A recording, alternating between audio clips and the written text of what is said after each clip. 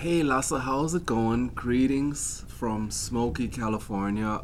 We have bad wildfires 150 kilometers from here, and we pretty much have to stay indoors and wear masks when we go outside. The air quality is worse than in Beijing, and it's been like this for 10 days. So my wife has some asthma. I have headaches. It's not a good situation for us. But I have an air filter going in my studio, and I'm trying not to exercise or do anything that makes my lungs go. But I am still teaching and also wanted to respond to your last video. Very well done. The anchor notes are sounding very good.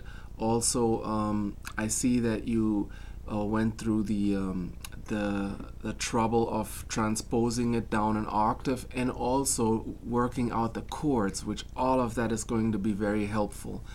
Also remember that Giant Steps is kind of considered the hardest of all jazz tunes.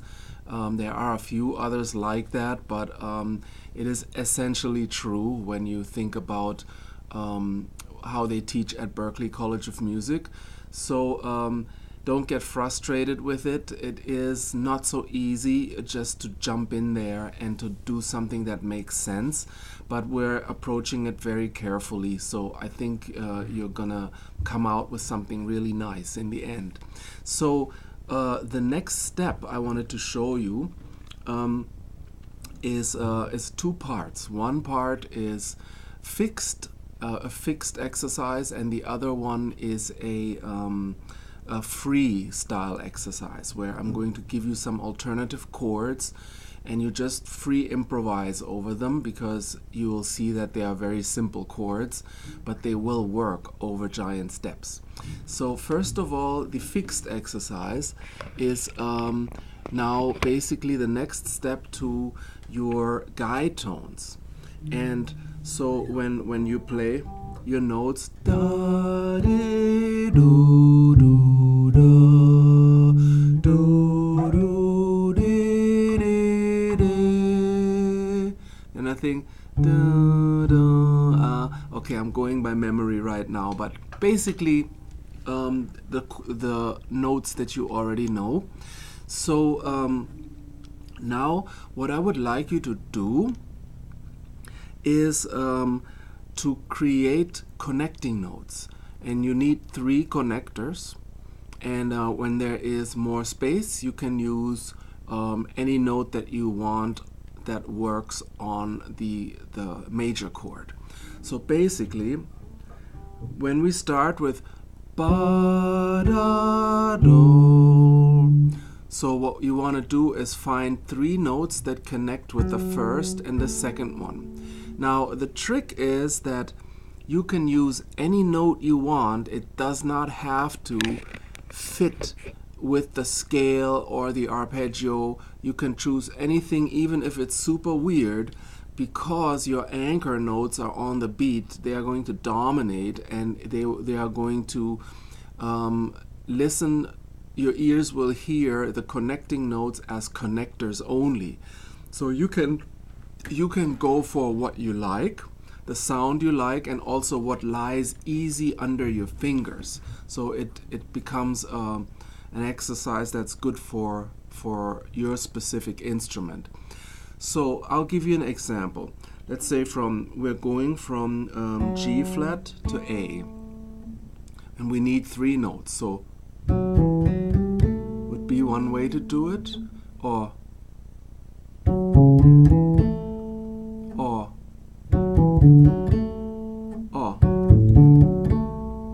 okay.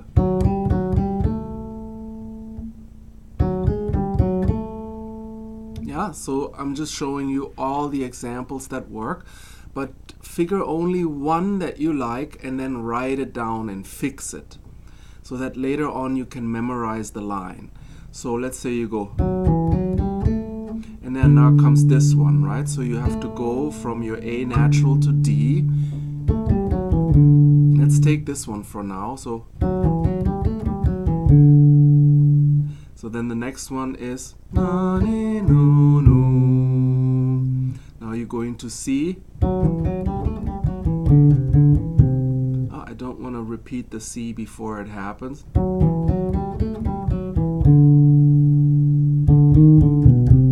Yeah. There we go. Na, na, ni, no, no, da. And then I need the D. I need to get between C and D. Da, di, do, di, da would work. Oh, how did I do it?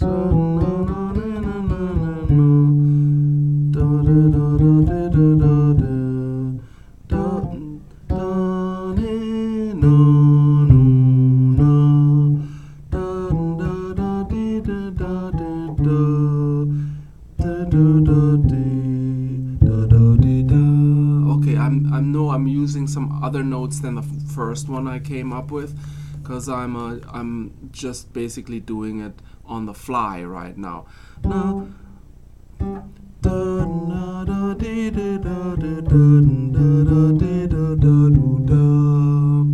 And so this one is the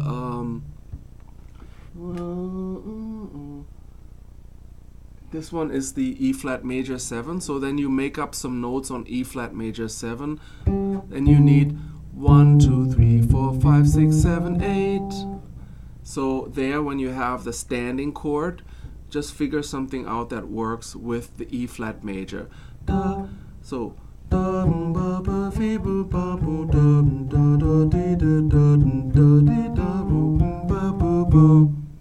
and then I need to land on this note.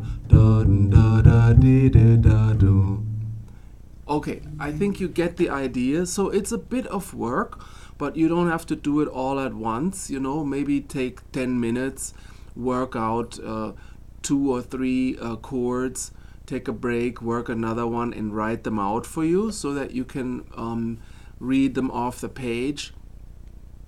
And then once you have them, I think, you know, because it's a lot of work, if you want to read it off the page, that's fine. Like, you don't have to necessarily memorize it, but if you can, it's actually better. But if not, read it off the page so that it can fit with the speed of the song. And if you can get through the entire song, so you'll be basically using the technique that we once did, where you eat all the notes, all the 8th notes, all the way through, no breaks. But this time around it is specific, because you are actually creating sensible bebop connections that use the rules of having anchor notes, which are on the beat, and then connecting notes, which are between the anchors. So that is part 1. Now I have a part 2 for you, and this one is related to a simplification of the chords. The giant steps, basically, you know, when you have the first chord B major, then it goes to D7 to G, right? And then it goes to B flat to E flat. Basically, you can reduce everything to all major chords. And I wrote them down behind me on the board, and I'm going to take a picture of it and attach the picture so you can see how giant steps works, the framework of 3 major chords that it is built around. So when you see those, this is in a way the skeleton, and the 2 5s, you know, when you have all the dominant chords and the 2 5s. They're basically some chords in the beginning are just dominants, like for instance the D goes to the G major, and then the B flat dominant goes to the E flat major. Then later on you have full 2 5s that are connecting to the major songs, major keys. Those connecting chords, if you take them all out, you can see the underlying structure of how the tonal centers are moving. Okay, this is going to be helpful.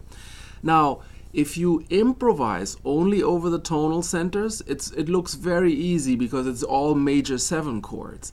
But it'll sound weird because when you have a 2-5 that goes to a major chord, that 2-5 is already part of that major chord. In other words, it is diatonic and modular to that chord.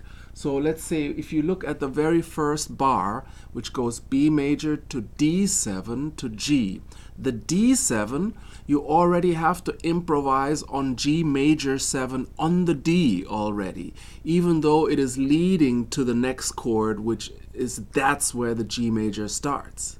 You see? So if you want to improvise only major chords, you have to already be playing on G major 2 beats before it actually hits.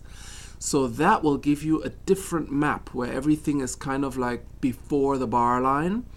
And if you understand that, then you can play through the whole giant steps with only major chords. So I have a second picture to send you that shows you the chord changes that you have to play with the anticipated major keys. And that's the one you want to improvise with. So not the first one. The first one shows you the skeleton. The second one shows you how you improvise in order to make it work. Okay? So that second part is basically all about you playing free and just having some fun with it. And I think you will actually find it rather simple after a while. So those are the 2 exercises. And I hope you have fun with this. Always remember to approach your practice like a meditation, as if it has no purpose for the future. You're only doing it for here and now. So you want to get as much joy and peace and connection with your inner self as you possibly can. And whatever that means, you know, you might have to change your sound a little bit or loop something for a while. So when you challenge yourself, you always want to work on one element until you feel 100% comfortable with it. And don't try to force yourself to do things fast, because that way on the long run, you know, you'll become more musical this way. So when you feel like you have it, play it at least 3 or 4 times more. And then focus on dynamics and on articulation, sliding into a note, using a hammer-on, a trill, dynamics, as I mentioned, to make it more musical. Okay, so that's just about the attitude. Other than that, I think we are good, and I will get this off to you tonight. My daughter is coming for Thanksgiving. We have a holiday on Thursday. And she is coming home from Los Angeles, where she's in college right now. So we're looking forward to having some family time. I hope you are doing okay, Lasse. Also relationship-wise, you know, I hope you have your groove back and everything is cool. We're having fun with Donald Trump's statement about raking the forest, and the Finnish response of women with their vacuum cleaners in the forest. I don't know what to say, but you know, we gotta laugh or else we cry. All right, Lasse, have a good one, and I'll talk to you on the next one. Bye bye.